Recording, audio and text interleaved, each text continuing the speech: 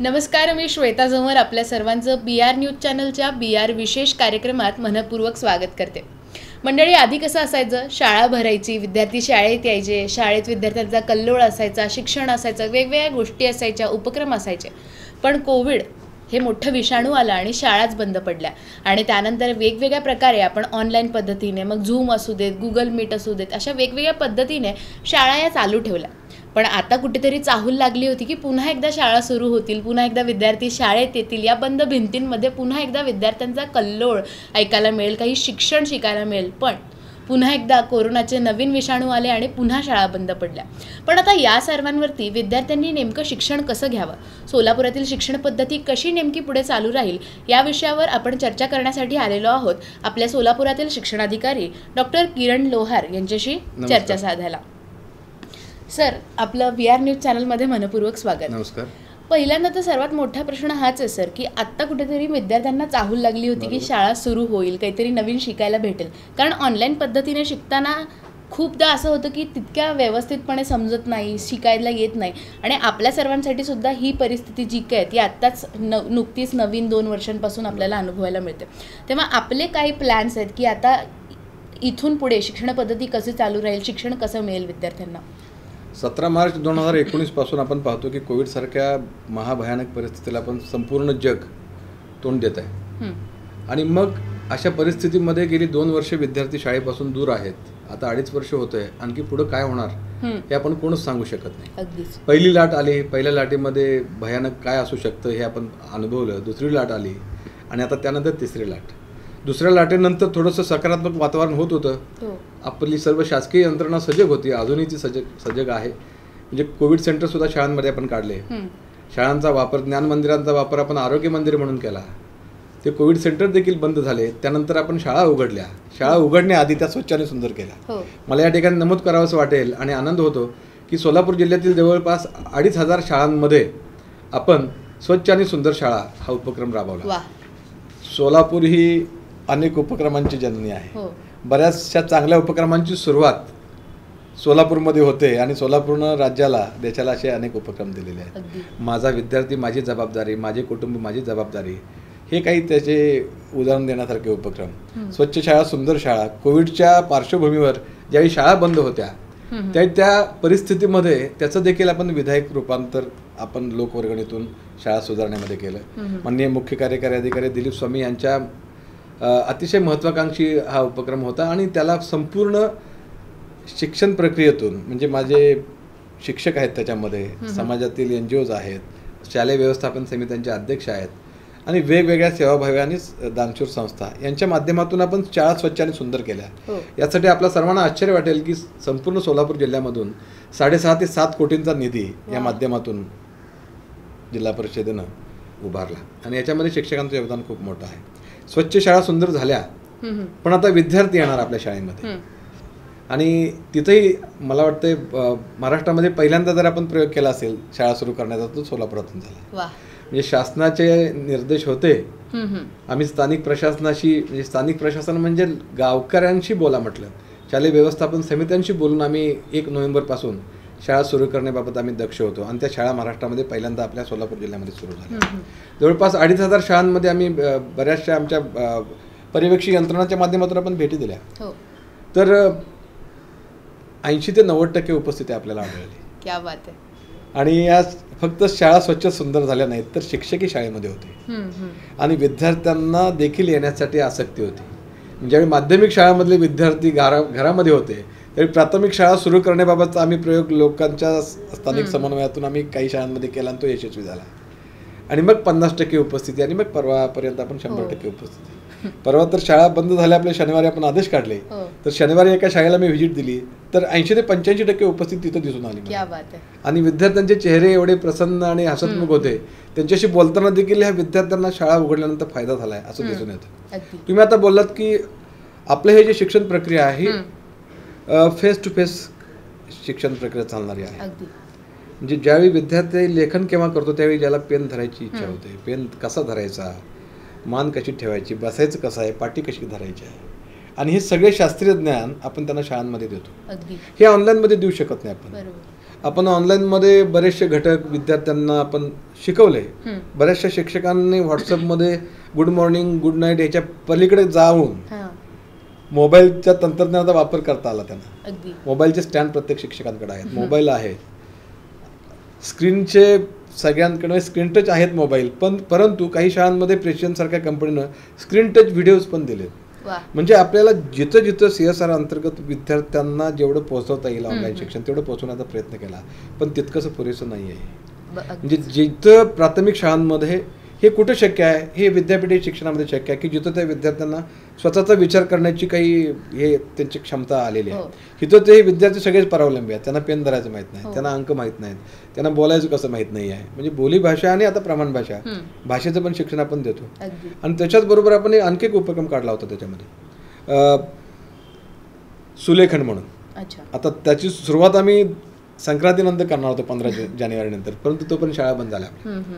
मला या ठिकाणी सांगायला आनंद वाटतो की हे सगळ्या गोष्टी आपण तिसरा उपक्रम आमचा यशस्वी होणार अशा परिस्थितीत आमचं सगळं प्लॅनिंग होतं.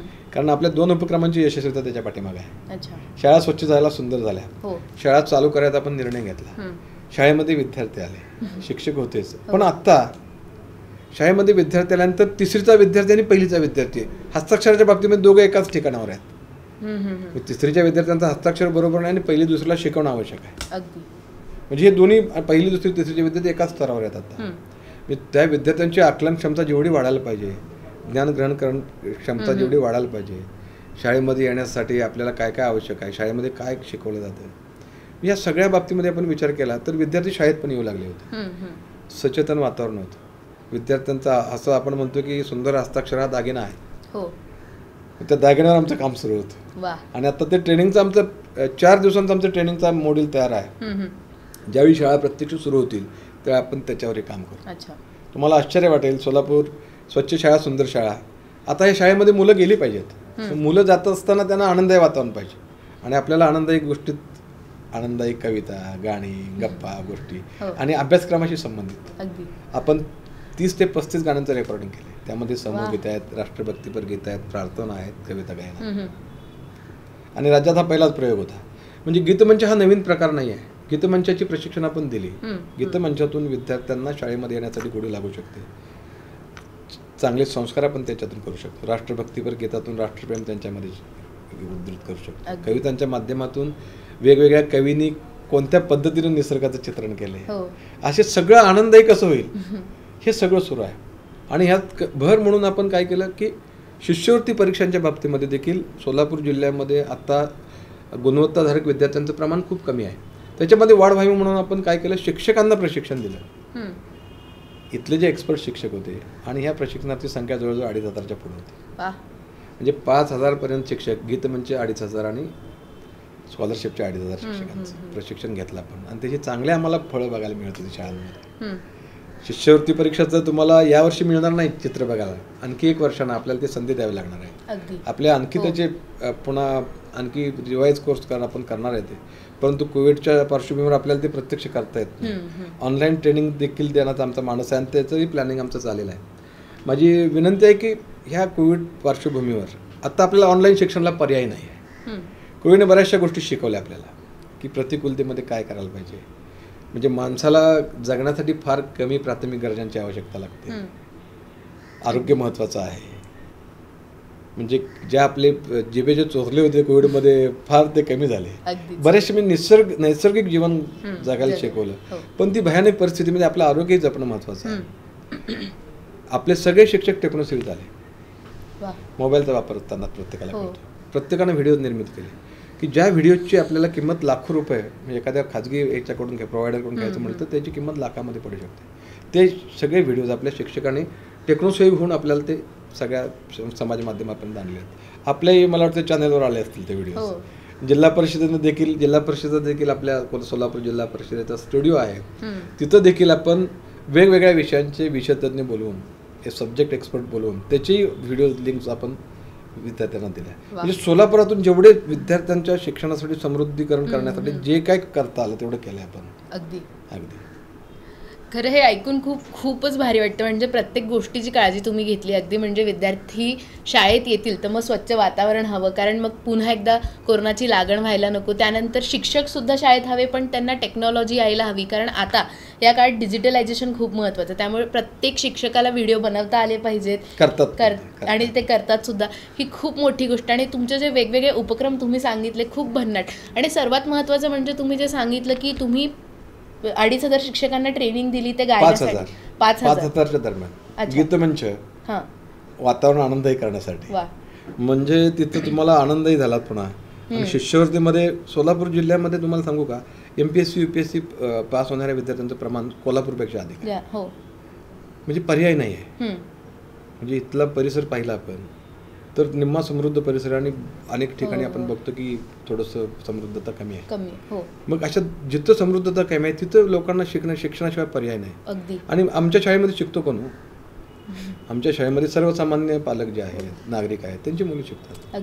त्यांच्या शिक्षणाबाबत सखोल विचार कोणीतरी करायला हवा ना. आणि जिल्हा परिषद ही त्यासाठीच आम्ही प्रयत्नशील आहोत. वेगवेगळे उपक्रम त्यासाठीच आहेत आमचे.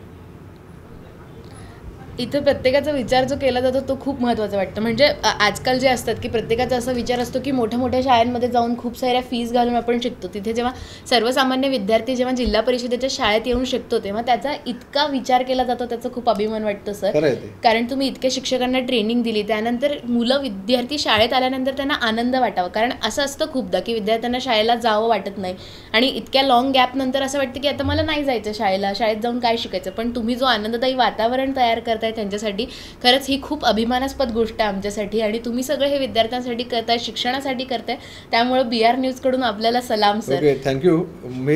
तुम्ही जो सलाम केलाय तो फक्त माझ्यासाठी नाही आहे. प्रत्यक्ष फील्डवर काम करणारे माझे जे शिक्षक बंधू आहेत अतिशय मेहनतीने काम करणार आहेत. परवा एका शाळेला भेट दिली मी. 3 विद्यार्थ्यांचं नवोदयाला सिलेक्शन झालं होतं. मी सहज म्हटलं की यातली शिक्षकांचीच मुलं असणार आहेत तिने, तर नाही म्हटलं एकच मुलगा. क्या बात आहे. शिक्षकांच्या मुलांचे सिलेक्शन व्हायला पाहिजे, कारण आपण शिकवतो समाजातील मुलांना, तर आपल्याही मुलाकडे लक्ष पाहिजे. तर त्या 2 मुली ज्या होत्या सिलेक्शन झालेल्या, त्यांनाही विचारलं, बाळांनो तुम्हाला शिक्षकांनी कसं काय शिकवलं? ते म्हटले आम्हाला ऑनलाईन शिकवलं. तर ते ऑनलाईन शिकवलं नव्हतं, त्यात थोडंसं खोटं बोलण्याचा प्रयत्न करत होते माझ्यावर. म्हटलं बाळांनो खरंच सांगा म्हटलं. तर ते म्हटले की सर आम्हाला घरी येऊन शिकवत होते. क्या बात आहे.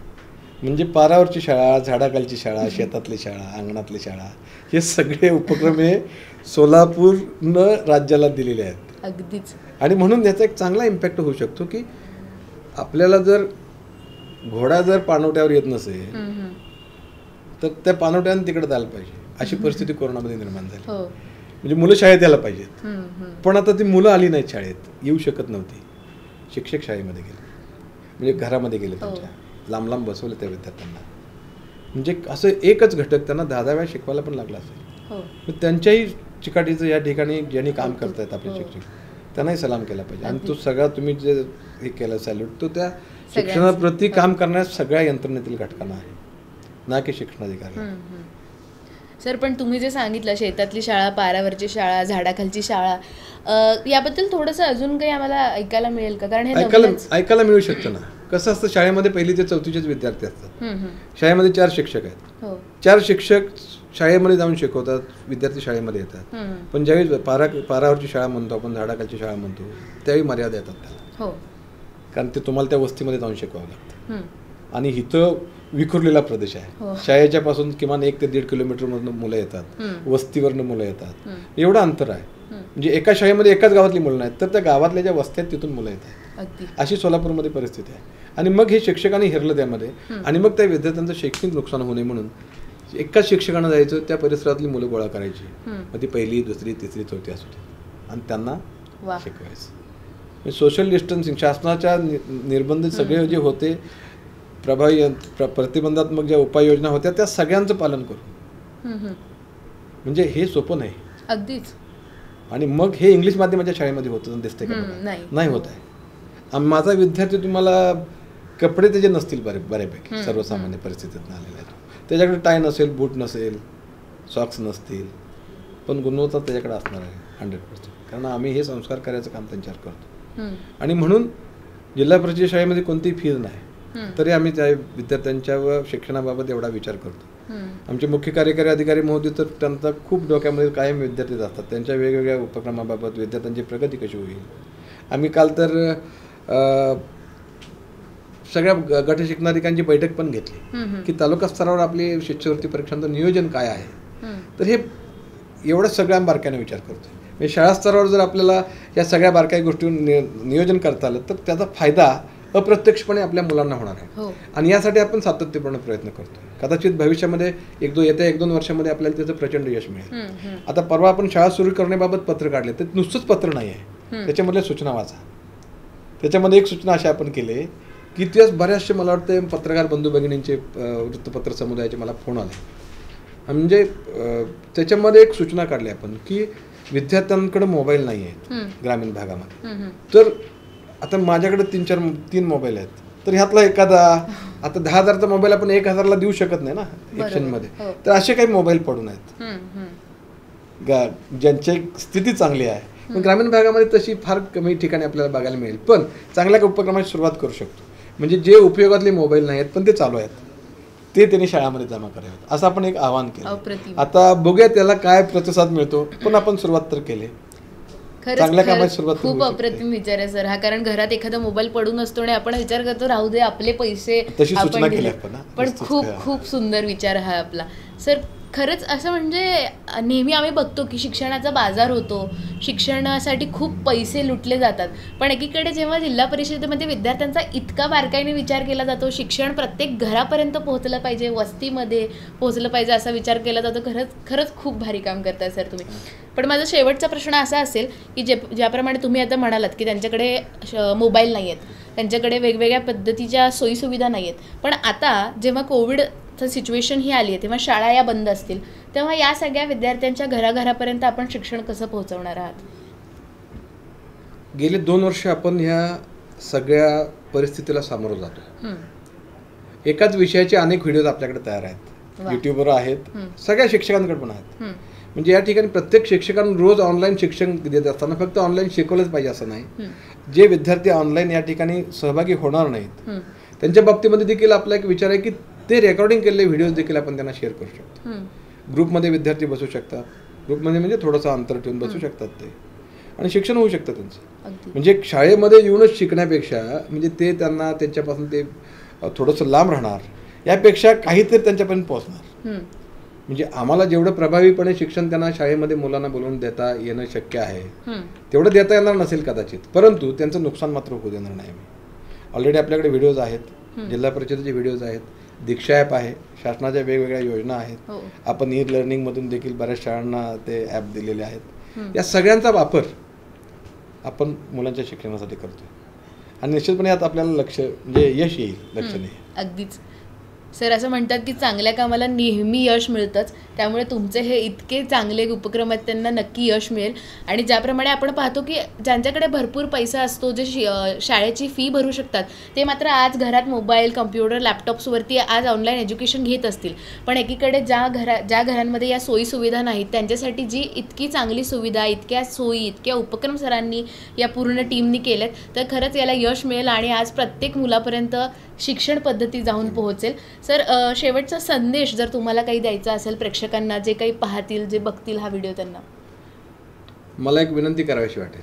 संदेश असा काही नाही, मला एक आग्रहाची विनंती आहे माझी. विद्यार्थी गेली 2 वर्षापेक्षा अधिक काळ आहे की ते शाळेपासून दूर आहेत. म्हणजे ही फक्त जबाबदारी शाळेमध्ये मुलं आल्यानंतर शिक्षकांची होती, आज ते मुलं शिक्षकांपर्यंत नाही आहेत. आम्ही ऑनलाईन शिक्षणाच्या माध्यमातून, दीक्षा ॲपमधून, शासनाच्या वेगवेगळ्या उपक्रमातून, यूट्यूब असेल, वेबएक्स असेल, झूम असेल, या खाजगी म्हणजे जिथं आपण वेब मीटिंग्स घेतो याच्या माध्यमातून आम्ही तुमच्या संपर्कात आहोत. म्हणजे विद्यार्थ्यांचं नुकसान आम्ही होऊ न देण्याच्या मानसिकतेत आहोत, तसे आमचे प्रयत्न सुरू आहेत. परंतु माझी सर्व पालकांना, समाजातील सर्व NGOजना विनंती आहे की ह्या चळवळीमध्ये तुम्ही आमची साथ द्या. विद्यार्थ्यांचा अभ्यास करून घेणं, आता शिकवतो आम्ही ऑनलाईनमध्ये, पण अभ्यास त्यांचा होतोय किंवा नाही. व्हॉट्सअपवर देखील आम्ही स्वाध्याय तपासायचं आमचं नियोजन सुरू आहे, त्याचंही काम सुरू आहे. परंतु जे प्रत्यक्ष काम व्हायला पाहिजे ते होताना दिसत नाही. तरी हे असलं तरी विद्यार्थ्यांचं नुकसान होणार नाही. समाजातील जे दानशूर पालक आहेत त्यांना माझी एक विनंती आहे की आपल्याकडे वापरात असलेले पण जादाचे मोबाईल जे असतील तर ते आपण जिल्हा परिषदेच्या शाळांच्या मुख्याध्यापकांकडे ते जमा करावेत. की जेणेकरून सर्वसामान्य स्थितीतील, गोरगरीब स्थितीतील ज्याच्याकडे मोबाईल नाही अशा विद्यार्थ्यांना असे मोबाईल आपण वापरायला देऊ शकतो आणि आपण विद्यार्थ्यांना शिक्षण प्रक्रियेमध्ये आणू शकतो. आणखी एका उपक्रमाचा जाताना उल्लेख करावा लागेल मला, तो म्हणजे सायकल बँक. CO साहेबांचा एक अतिशय महत्त्वाकांक्षी उपक्रम होता. एका गावामध्ये तसं आम्हाला यश आलेलं आहे सोलापूर जिल्ह्यामध्ये.